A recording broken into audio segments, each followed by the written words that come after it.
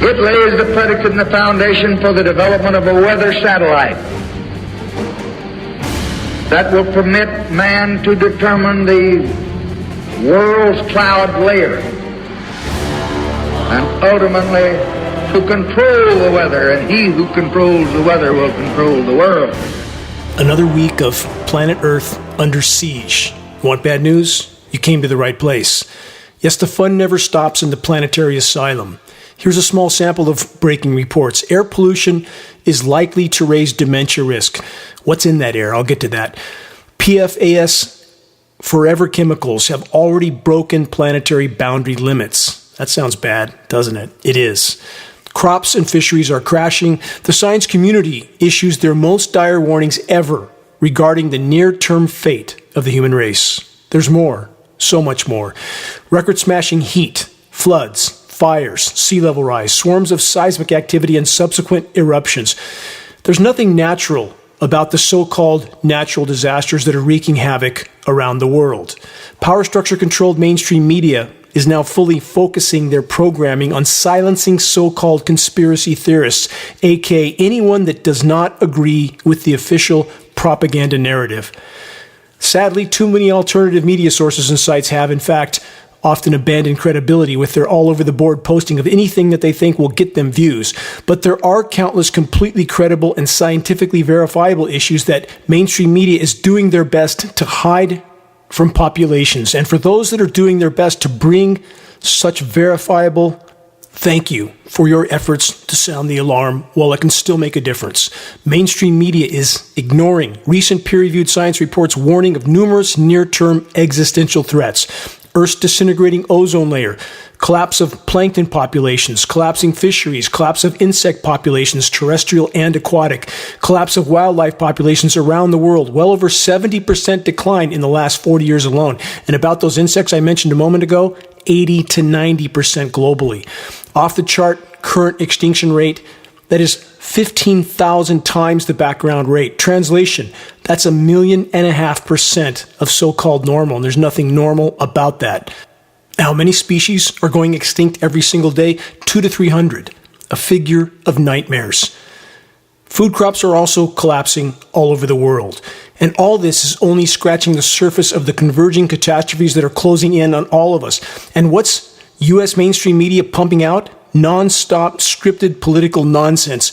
The only network covering any significant global news is the Chinese news, CGTN. That's beyond concerning. The programming, polarization, and pacification of populations continues while the controllers press on with their policies of loot, plunder, pillage, and pollute until nothing is left. We, each of us, all of us, are part of a planetary Truman Show. Everything is orchestrated, the grand illusion, which so soon will burn, and that's not a metaphor. The planetary asylum is being run by the criminally insane. How much more clear can that be at this point? And yes, the hour is indeed late. The doomsday clock is about to strike midnight, and those that don't believe it will soon. Wait and see. With all that in mind, another report on demonizing the messenger. Consider this new headline from newspunch.com. UN declares war on, quote, dangerous conspiracy theories. The world is not secretly manipulated by global elite. The second part of that headline report, certainly sarcastic. From the report, the United Nations has declared war on conspiracy theories, describing the rise of conspiracy thinking as, quote, worrying and dangerous, end quote, and providing the public with a toolkit to, quote, pre-bunk and debunk anyone who dares to suggest that the world governments are anything but completely honest, upstanding, and transparent. Anyone that even slightly buys into this United Nations narrative of total nonsense is probably beyond waking up. Move on to those that are willing to open their eyes before we hit the wall of planetary omnicide at full velocity. You're listening to the weekly Bad News broadcast, the Global Alert News Hour, the end of the world as we know it broadcast, commercial-free, non-political, and covering the most dire and immediate threats we collectively face. This broadcast is brought to you by Geoengineeringwatch.org and is now aired on numerous AM and FM stations in numerous regions throughout the U.S. This is Dane Wigington, your host of the Bad News broadcast. Please check the homepage of Geoengineeringwatch.org for our YouTube channel versions of this broadcast.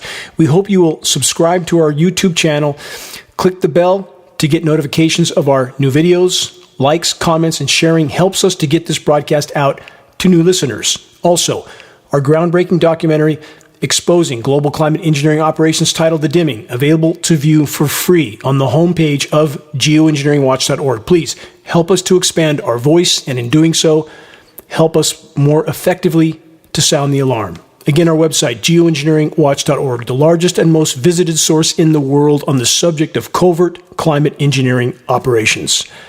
On that note, more breaking reports of what can no longer be hidden. From the UK Guardian, climate in-game, risk of human extinction dangerously underexplored. From that report, scientists say there are ample reasons to suspect global heating could lead to catastrophe. There's no could, there's no may, there's no might. If you're going 100 miles an hour and you're 5 feet from impact into a concrete wall, there's no could, may, might about whether or not you're going to hit that wall. You are going to hit. No matter how hard you put the brakes on, you're going to hit, and that is our current scenario. The report continues, the risk of global societal collapse or human extinction has been, quote, dangerously underexplored. We've explored it for 15 years at geoengineeringwatch.org. In fact, we've pointed out that statistically and mathematically, on the current course, there's no question. It's inevitable and now extremely near. And they're just beginning to look into this. They continue, climate scientists have warned about imminent extinction in a new analysis. The international team of experts argue the world needs to start preparing for the possibility of the climate in-game. Final excerpt, tipping points could trigger others in a cascade. How many times in this broadcast have I pointed that out? Cascading collapse. Species co-extinction. Once one domino falls, it knocks over a bigger domino, which knocks over an even bigger domino, and it gets worse and accelerates exponentially, and that's exactly where we're at. And the so-called science community is just beginning to wake up to this. Such so-called scientists belong in one of two categories: criminally negligent of the field in which we're told they're experts, or they've been lying. Take your pick. From MSN.com last week, scientists warn of devastating mass extinction event caused by climate change. From this report, new climate modeling study is offering an ominous glimpse into the future of pretty much every species on the planet, Science Alert reports. According to a new study published in the journal Biogeoscience last month, it states that the human-made climate change we're dealing with today will likely take place over a much smaller period of time than previous extinctions. This is so grossly inaccurate. I'll get to that in a moment. Leaving species everywhere, they say, with far less time to adapt. The greatest known mass extinction occurred over the course of about 60,000 years. According to the worst-case prediction, the Earth could reach a roughly 16 Fahrenheit increase in just a few hundred years, enough to trigger another event, but substantially less time for evolution to catch up. This is so criminally false and deficient in the degree of the warning it is giving. Let's put this into mathematical context. Militarized, industrialized, so-called societies have done more damage to this planet in the span of 200 years than what has occurred previously in past mass extinctions in spans of 60,000 years or more. And these so-called scientists are saying, gee, it might get bad in another few hundred years. We're there. They say a new extinction could begin to occur somewhere down the road. If we've lost 70% of Earth's wildlife populations in the last 40 years, 80 to 90% of the insects, 90% of the plankton in some oceans, and it's likely similar in the rest of the oceans, everything is collapsing. There's no mass extinction coming. We're neck deep in it right now. And still, we have so-called academia, the so-called science community, completely betraying the human race and the entire web of life. When will they band together, find courage, and stand up in order to tell the truth while it can still make a difference? When will that happen? I had so many former friends and colleagues in academia that have done nothing but hide in their cabin as the Titanic goes down, and I wouldn't shake their hand if they extended it to me now. I want absolutely nothing to do with them. Not now, not ever. Moving on, more on the betrayal of the so-called science community. This recent headline from Scientific American: geoengineering could turn skies white. Does anybody look up? And not really a white, is it? It's a dirty, filthy, wispy, non-natural looking mess in our skies. And how many people notice? I swear you could start the sky on fire and almost none would notice, or they would say, oh, it's natural. It's always been that way. No, it hasn't. For the record, are climate intervention operations the same as what is officially termed weather modification programs? Short answer, no, not the same, not even close. Climate intervention operations are inconceivably more massive, in essence, completely negating what is recognized as weather modification operations. Consider the comparison. Weather modification generally, a single-engine, propeller-driven airplane that might carry 10 or 20 pounds of cloud-seeding material dispersed through flares attached to its wings. Now consider extremely extensive global fleets of jet tanker aircraft, many of which can carry up to 100 tons of climate engineering elements in a single flight. Do the math. Small-scale so-called weather modification operations are a smoke and mirrors tactic to divert public view from the climate engineering elephant in our skies, aka climate warfare. Next, more not-so-amazing conclusions from the so-called science community. This headline from last week: Cloud study demystifies impacts of aerosols. From the report, aerosol particles in the atmosphere have a bigger impact on cloud cover, but less effect on cloud brightness than previously thought. How many headlines are, it's worse than we previously thought, it's not what we previously thought, it's different than we previously thought? It's because certain factors are becoming impossible to hide now. It says new research reveals this change in the atmospheric aerosols.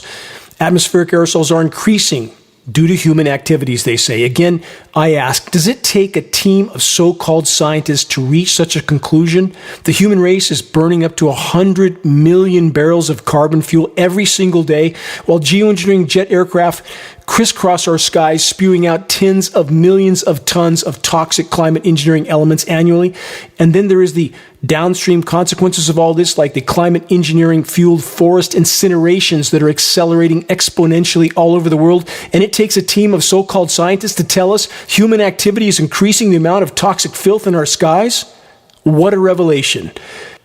About weather and environmental warfare, watch for a very important coming geoengineeringwatch.org post on the subject next week. Very damning for the powers that be. Moving on. New from livescience.com. Tonga's eruption injected so much water into Earth's atmosphere that it could weaken the ozone layer, the report states. They say the atmospheric water vapor could also contribute to global warming. Yes, blame the planet's collapsing life support systems on nature, not on the overwhelmingly more destructive factor of human activity, with climate intervention operations at the top of the list. Not just the saturation of the atmosphere with nonstop jet-sprayed highly toxic aerosol particles, but the nonstop microwave radiation manipulation of those particles. Yes, just blame it all on the volcano. Next headline, this one from severeweather.eu. A strong burst of nearly 4,000 earthquakes occurred in Iceland, causing an increased risk of new volcanic eruption as we head into August. This report states nearly 4,000 earthquakes were detected in the first 24 hours, with activity continuing at a strong pace. Data also shows tremor signals indicating that the activity is likely due to magma movement below the ground. They then say more than 20,000 earthquakes have been recorded with the Icelandic Meteorological Office's automatic seismic measuring system 2 weeks after the start of the earthquake swarm. Next, this is related, this is the follow-up. The eruption has begun. This is from this week. ABC News has stated Icelandic volcano erupts amid series of earthquakes. Will this new eruption eventually provide the controllers with another premise to pretend climate engineering isn't disrupting rain cycles and destroying the ozone layer? Will the so-called experts yet again blame it on the volcano? Will the majority of the masses gulp down the official narrative across the board? This trend can't and won't continue much longer. Impact at full velocity draws very near as the gravity and immediacy of what's unfolding becomes impossible to hide even from the most asleep at the wheel portion of the population. The controllers will play very big cards soon. They won't allow populations to fully awaken and come looking for them with their proverbial pitchforks and torches. How dark is the horizon? New from MSN.com. Scientists say it's time to prepare for human extinction.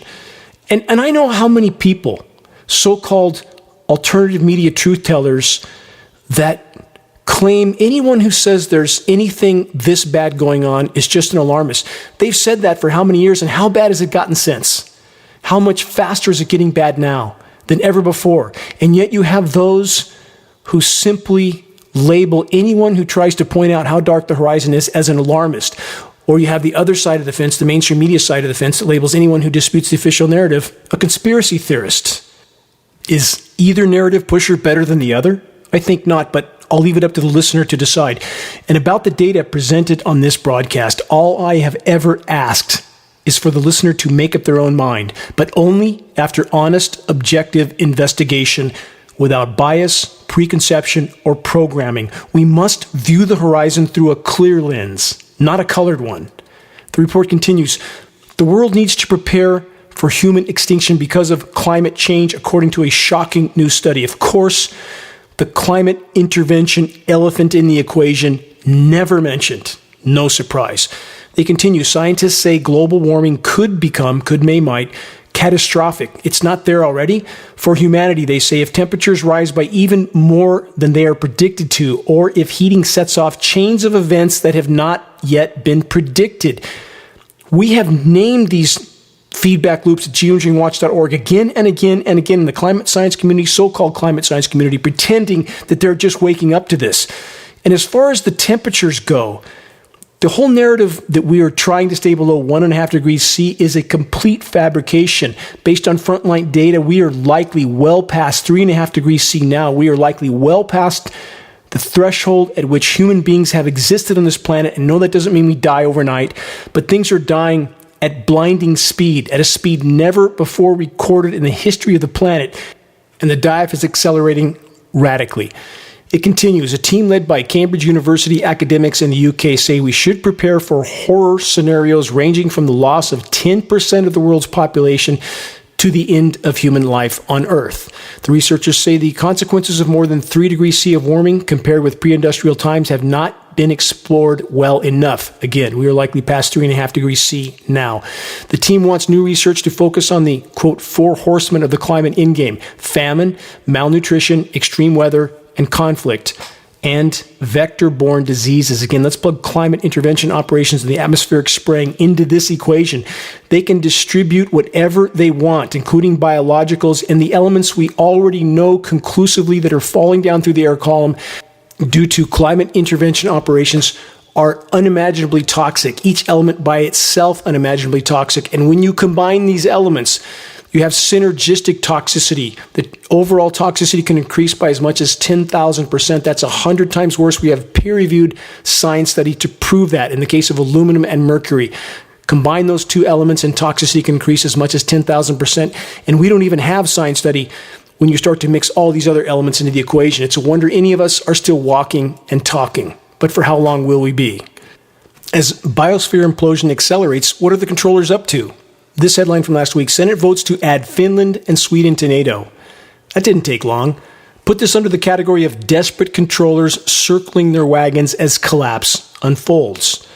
Another headline from last week, following Sri Lanka, Panama becomes next nation to collapse amid global recessionary pressures and unrelenting inflation. And the bottom line foundation to all of this, biosphere collapse.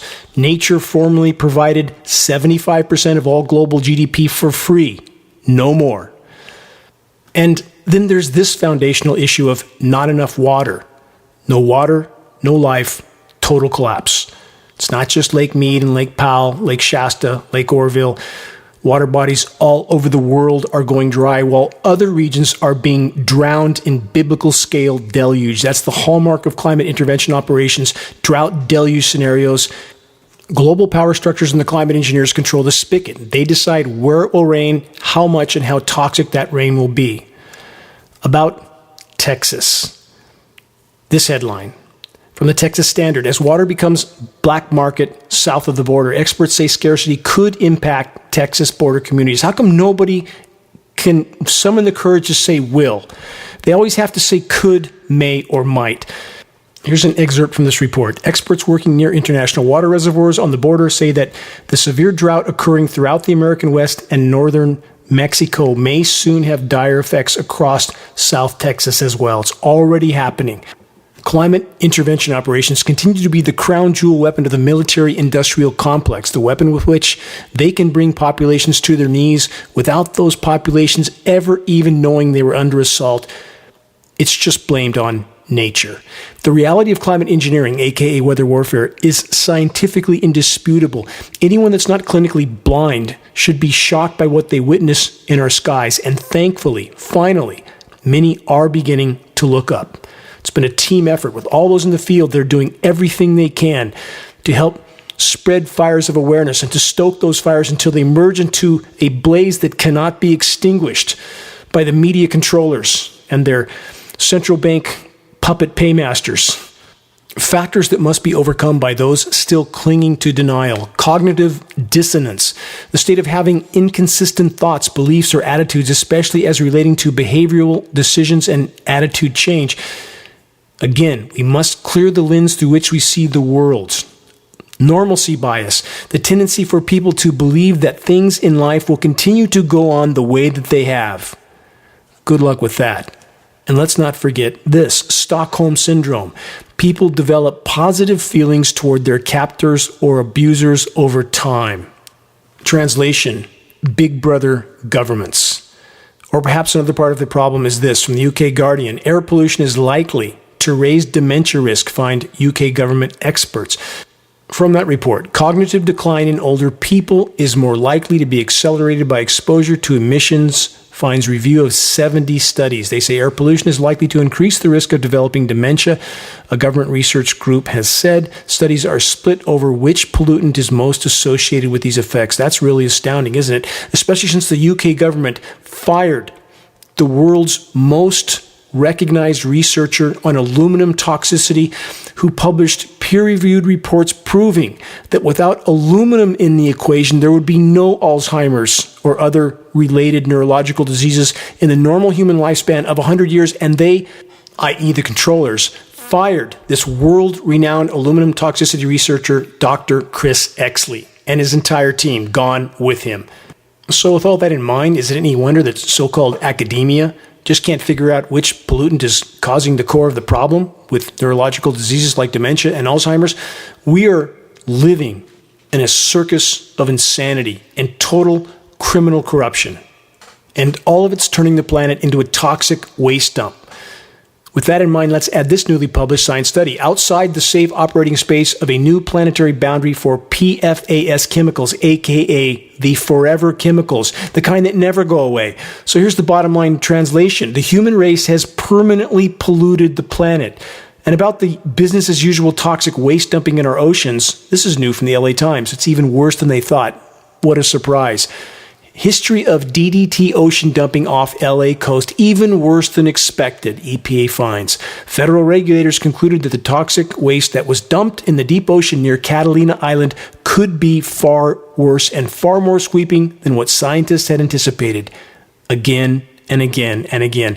Having spent many years and countless hours of diving in the waters around Catalina and the other Channel Islands, and knowing how dead it is now, this kind of story boils my blood. A controlled rage that can only be managed by pressing on in the battle to expose the insanity, all of it, everyone involved in it, which includes agencies, so-called elected officials, and the bought and paid for criminal media, who can only be considered accomplices in the crimes and cover-up. Industrialized militarized societies have decimated the planet in the geologic blink of an eye. Toxic weather warfare is the epitome of human insanity. Now the price must be paid. And no, buying an electric car won't stop what's coming. It will only accelerate the process. Once you leap from the top of a 100-story building, you can flap your arms as wildly as you want. You're not going to fly. You're going to hit the pavement with unimaginable force, and that moment draws near.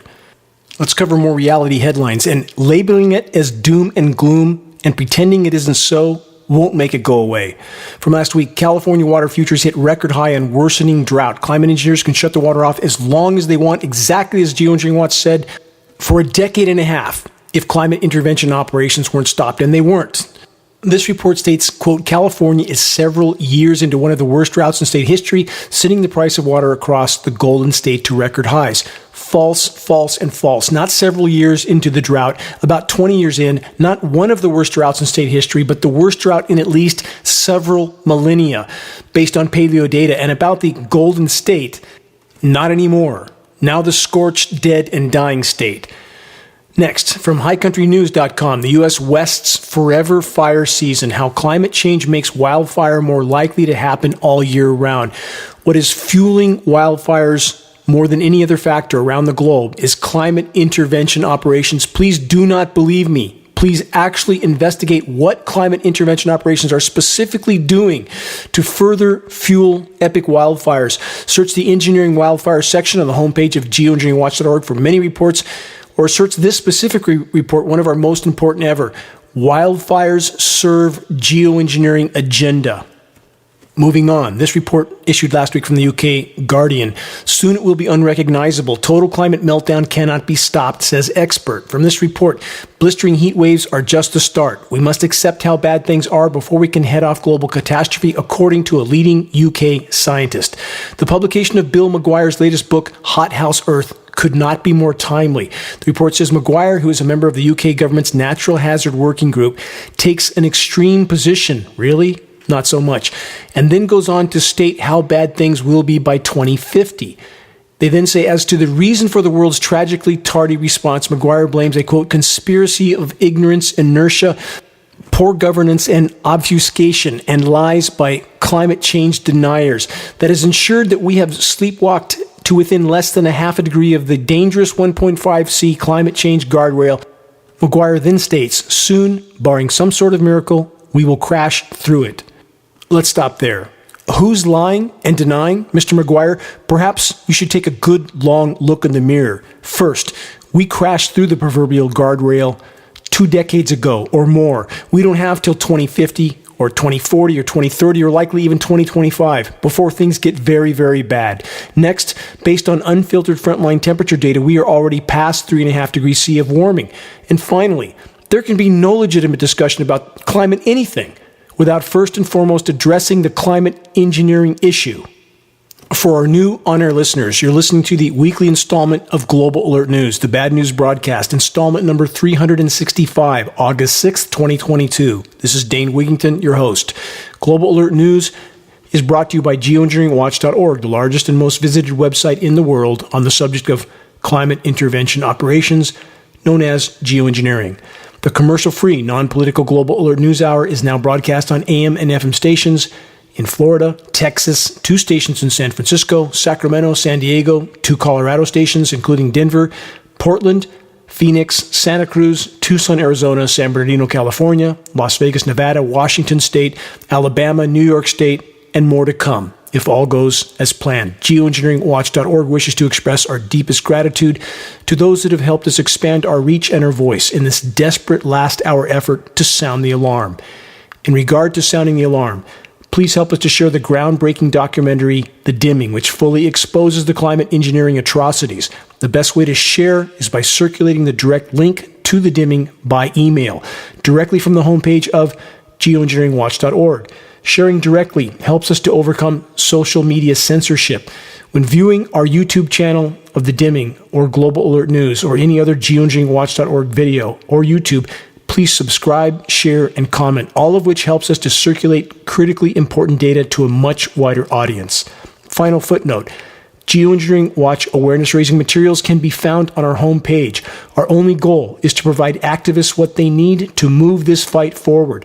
There are very high-quality printed materials, and just added, Climate Engineering Conversation Starters, our new geoengineeringwatch.org shirts, scannable business cards, and bumper stickers, all effective tools to help strike up a conversation on the climate engineering issue.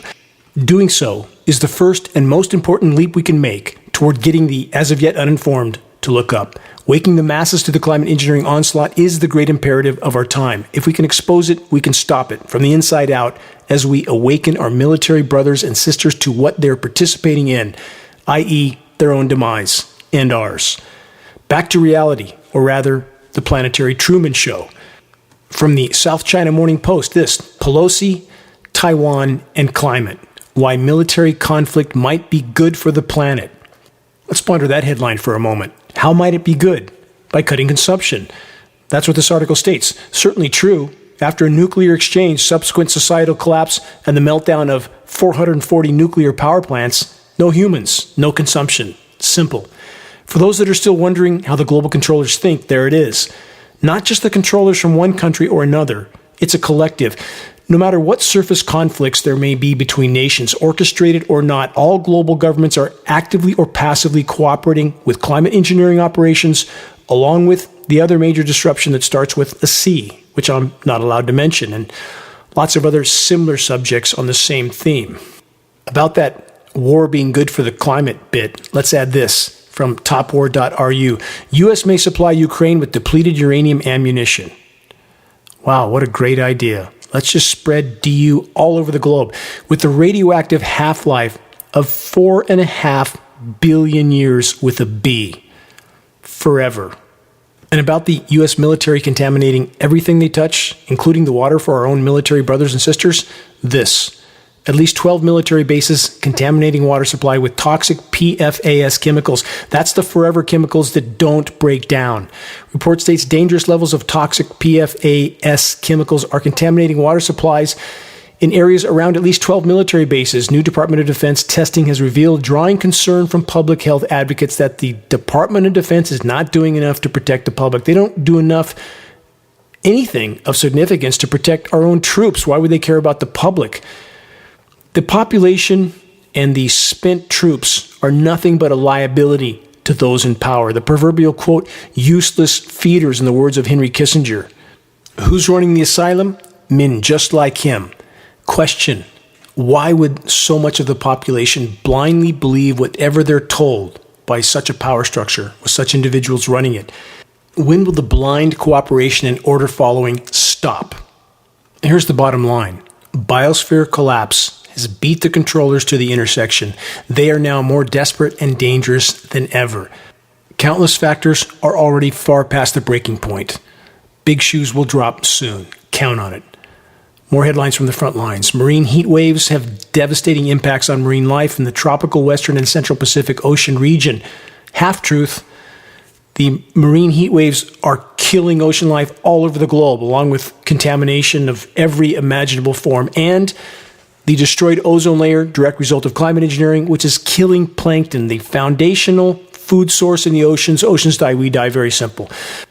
Next headline from Axios.com. Melt record set in rapidly warming Svalbard, Norway. What happens when the ice melts? Not a hard blank to fill in. Increasingly frequent tidal flooding, also known as sunny day flooding, which the National Oceanic and Atmospheric Administration warned is an increasingly prevalent phenomenon along the U.S. East Coast and countless other parts of the world which they neglect to mention. Miami, for instance, is spending about $1 billion a year trying to keep their streets dry right now. And about the Blue Ocean event in the Arctic, which I brought up many times, the only thing hiding that is statistical falsification of how big the ice pack actually is, and sea surface chemical ice nucleation operations, which we can see from satellite imagery. It looks like a chemical spill on the sea surface, which official sources then tell us is ice pack. And they consider anything with 15% slush or more in the ocean as ice pack. That's still 85% ocean, isn't it? What happens when we lose the summer ice pack in the Arctic? We lose the Earth's air conditioner. We have oceans that will then absorb 90% of the sun's incoming thermal energy, now packed with intense UV, instead of the ice pack reflecting 90% of it. Everything goes exponential as the oceans warm.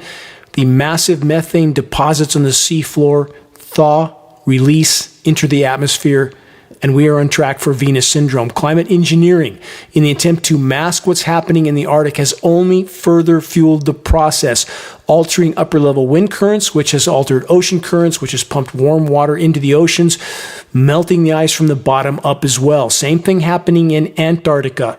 And here's an article that covers that. Quote from last week: troubling new research shows warm waters rushing towards the world's biggest ice sheet in Antarctica. From that report, warmer waters are flowing towards the East Antarctic ice sheet, according to alarming new research which reveals a potential new driver of global sea level rise.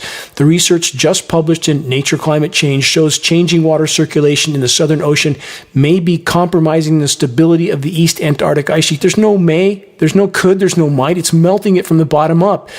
The ice sheet about the size of the United States is the largest in the world. The changes in the water circulation are caused, listen to this, by shifts in wind patterns. Didn't I just mention that? Climate engineering altering upper level wind patterns. That's altering then ocean currents, pushing warm water where it should not be.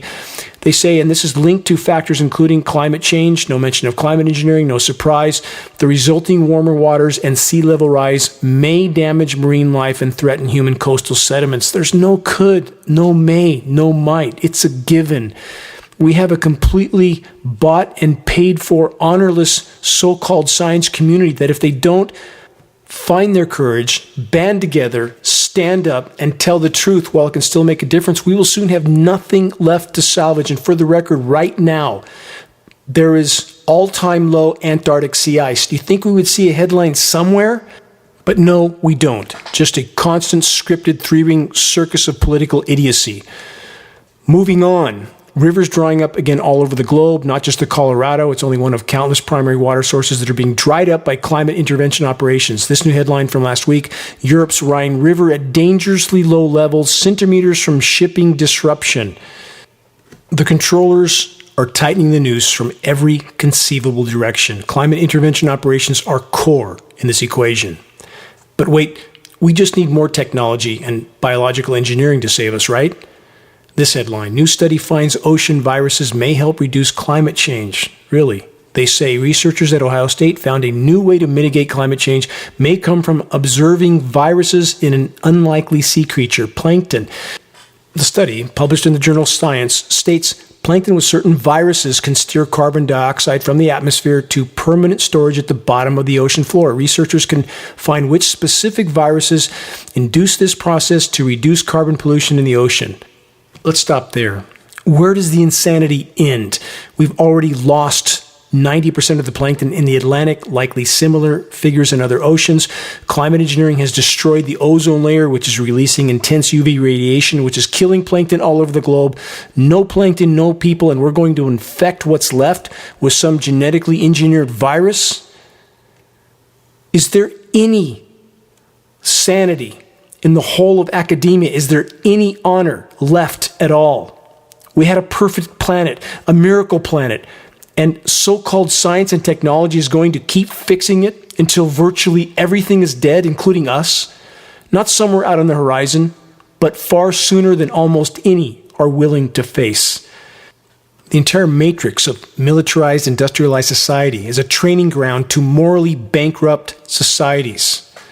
And oh, how well it has worked on so many. Don't waste your time arguing with dedicated denialists that don't want to even examine the facts because they've long since made up their minds without them. You can't add to a cup that's already full, as the proverb goes. Move on to others that are not completely committed to their programmed view of the world. Much to cover, and I'm running out of time. Let me get through as much as I can. Off the charts, heat and UV is killing crops. I'll get to that in a moment, but there's also this to consider from last week.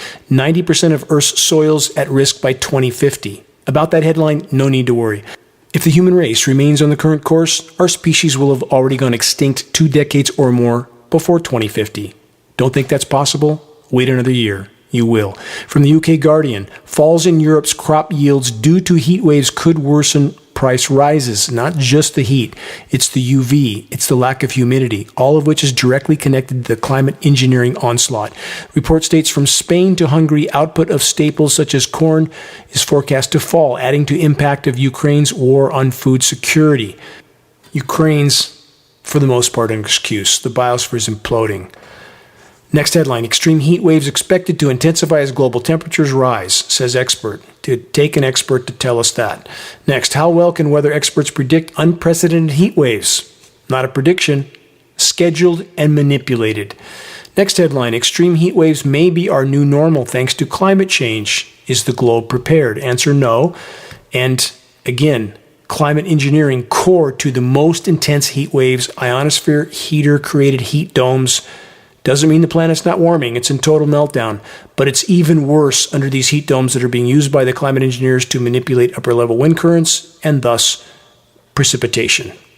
Next, this AccuWeather's 2022 fall forecast. AccuWeather, Weather Channel, all for the record, all these agencies and organizations are owned by the same power structure that controls climate engineering. So their job is to cover the tracks of the climate engineers, pretending they're, quote, forecasting when all they're doing is reading a script. From this report, AccuWeather's team of long-range meteorologists led by veteran forecaster Paul Pastelok has been, quote, cooking up the long-term forecast for this autumn. Here's their forecast. Heat and drought to remain locked over the plains, drought to fuel another active wildfire season in the West. And they then say widespread long-term drought has set the stage for another active wildfire season through most of the western U.S., but the worst of the fires are expected to develop in different areas compared to 2021. How would they know any of this? This is all scheduled. The interior West is a tinderbox that just needs to be sparked to start fires that can evolve into raging infernos. Here's an idea. How about sending Paul Pastelok and the rest of the staff at AccuWeather a link to the dimming and ask them what they think after they view it?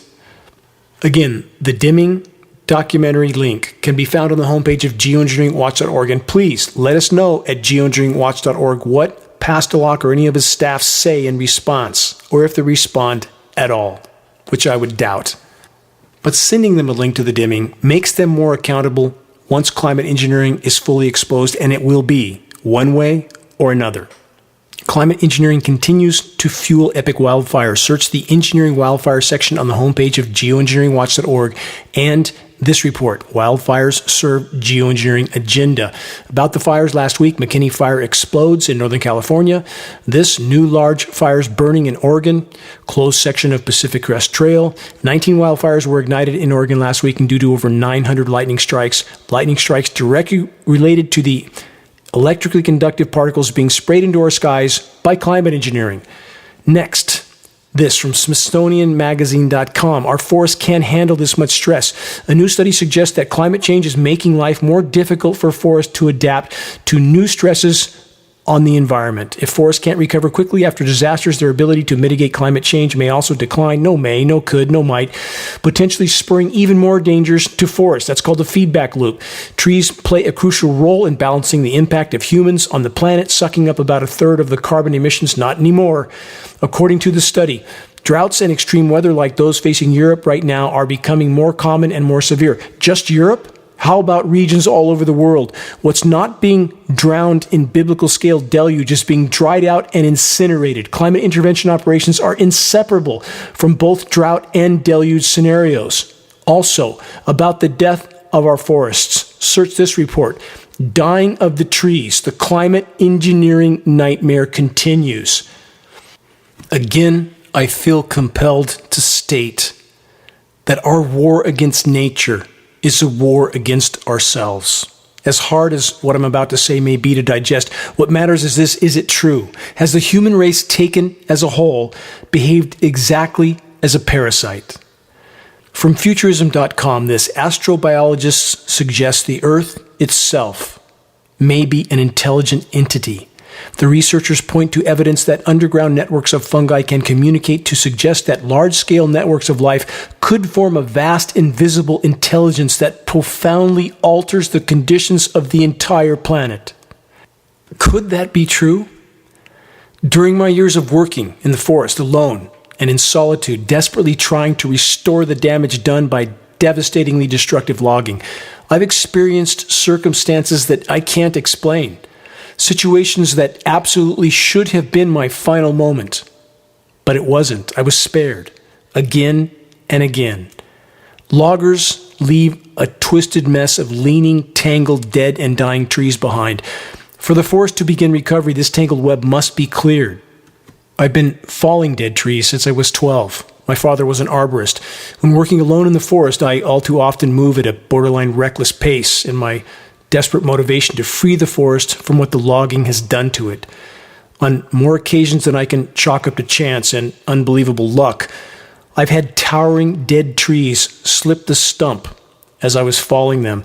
This can happen when the core wood has rotted completely away, a symptom which is not visible from the outside, but now epidemic in the forest due to the climate engineering contaminants in our rain, which is killing soil microbiome, along with the roots of the former sentient beings in our forests, i.e., the massive trees.